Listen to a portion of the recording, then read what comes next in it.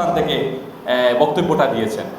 কিন্তু আমরা বলবো যে আপনারা ধন্যবাদ দেওয়ার প্রয়োজন ছিল যে সরকার দলে জাতীয়তাবাদী দল বিএনপি আসার জন্য বিরোধী দল এবং সরকার দল এবং বাংলাদেশের পুলিশ প্রশাসন আমরা একসাথে এই জায়গায় বসতে পেরেছি।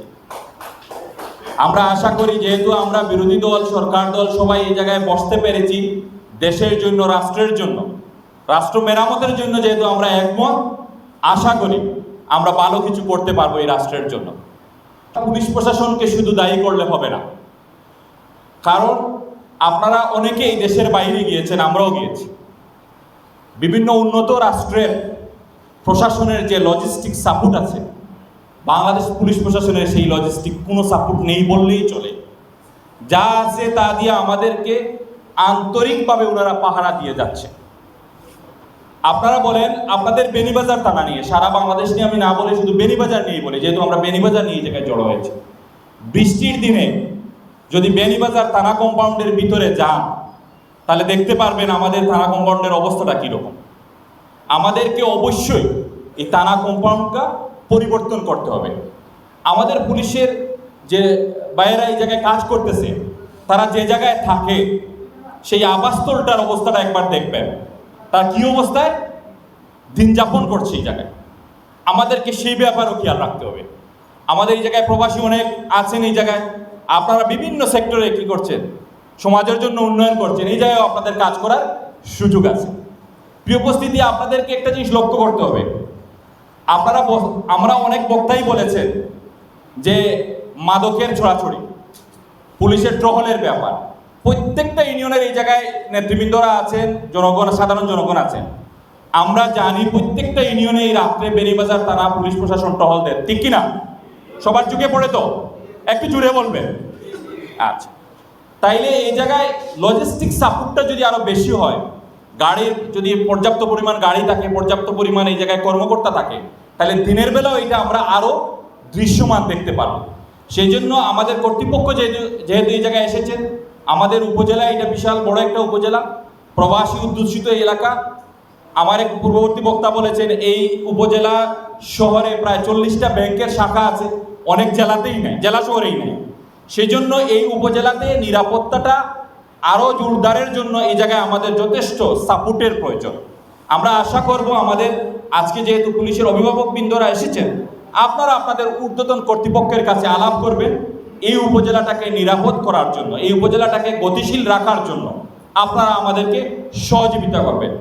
আমরাও সরকার দলের কর্মী হিসাবে বলবো, আমরাও আমাদের যে যে জায়গায় কথা বলার সুযোগ হবে সেই জায়গায় আপনাদেরকে সাপোর্ট দেওয়ার জন্য, আপনাদের লজিস্টিক সাপোর্টটা আরও জোরদার করার জন্য আমরা অবশ্যই দাবি তুলব।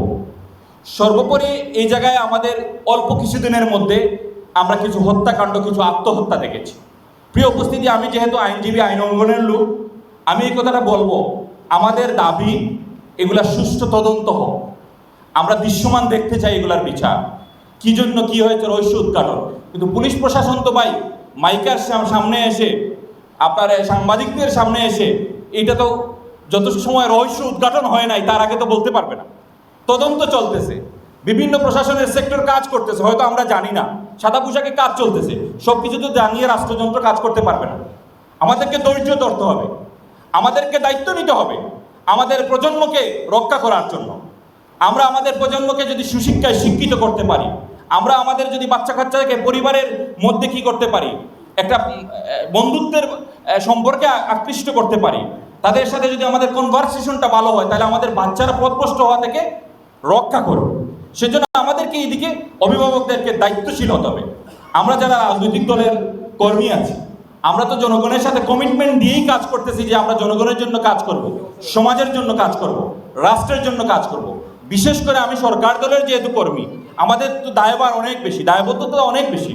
কারণ এই দেশের মানুষ, এই অঞ্চলের মানুষ আমাদের কথা, আমাদের কমিটমেন্টকে বিশ্বাস করেই কিন্তু আমাদেরকে ক্ষমতায় নিয়ে এসেছে, আমাদেরকে ভোট দিয়েছে। সেজন্য আমরা কমিটমেন্ট রাখার জন্য আপনাদের ব্যাপারে আপনাদের কাছে আমরা বদ্ধপরিকর। সম্মানিত উপস্থিতি, আমাদের মাননীয় সংসদ সদস্য জনাব অ্যাডভোকেট ইমরান আহমেদ চৌধুরী, উনি এখন সংসদে আছেন, নাইলে এই জায়গায় আজকে থাকতেন, কারণ আমাদের বাজেট অধিবেশন চলতেছে। উনি 2-1 দিনের ভিতরে আসবেন, আমাদের যারা আত্মহত্যা এবং হত্যা যাই হয়েছে সকল জায়গায় উনি সশরীরে উপস্থান নেবেন এবং আইন শৃঙ্খলা বাহিনীর যারা এই জায়গায় সবাই আছেন সবার সাথে কিন্তু উনার রেগুলার যোগাযোগ আছে এই ব্যাপারে। উনি যথেষ্ট কনসার্ন এই ব্যাপার নিয়ে। আমরা আশা করি আপনারা আপনাদের ন্যায় অধিকার এই অঞ্চলের মানুষের নিরাপত্তার জন্য উনি কাজ করবেন এবং আমাদের দল কাজ করবে। বিশেষ করে দেশনায়ক তারেক রহমান ক্ষমতায় আসা সর্বোচ্চ 3 মাস হয়েছে। অনেকেই বলছেন আইন শৃঙ্খলার অবনতি হয়ে গেছে। আমি বলবো না অবনতি হয়ে গেছে, আমি বলবো আমাদেরকে বিশেষ করে বিএনপিকে এবং রাষ্ট্রযন্ত্রকে হেয় প্রতিপন্ন করার জন্য অনেকেই কাজ করছে পর্দার আড়াল থেকে। সেজন্য আমাদেরকে সজাগ হতে হবে। বিএনপি কনসার্ন এ ব্যাপারে সজাগ দৃষ্টিতেই কাজ করছে, আমাদের নেতৃবৃন্দরাও কাজ করছে। আমরা আপনাদেরকে আশ্বস্ত করব সরকার দলের পক্ষ থেকে আমরা প্রশাসনের উপর কোনো রকম প্রেসার প্রয়োগ করি নাই, করব না। আমরা সহযোগিতা অব্যাহত রেখে যাব যাতে এই অঞ্চলকে আমরা যে কমিটমেন্ট দিয়ে নির্বাচনে অংশগ্রহণ করেছিলাম যে এই অঞ্চলকে আমরা ডেভেলপ করব, পরিবর্তন করব, আইন শৃঙ্খলাকে আমরা কি একটা সুন্দর একটা জায়গায় নিয়ে আসবো, রাস্তাঘাটের উন্নয়ন করব, শিক্ষা ব্যবস্থাকে আমরা উন্নয়ন করব, এই কমিটমেন্টে আমরা বদ্ধপরিকর। আমাদেরকে সময় দিন, ইনশাল্লাহ আগামী 5 বছর পরে যখন আপনাদের কাঠগড়ায় দাঁড় হব আমরা আমাদের সকল প্রস্তুতি নিয়েই আপনাদের কাঠগড়ায় দাঁড়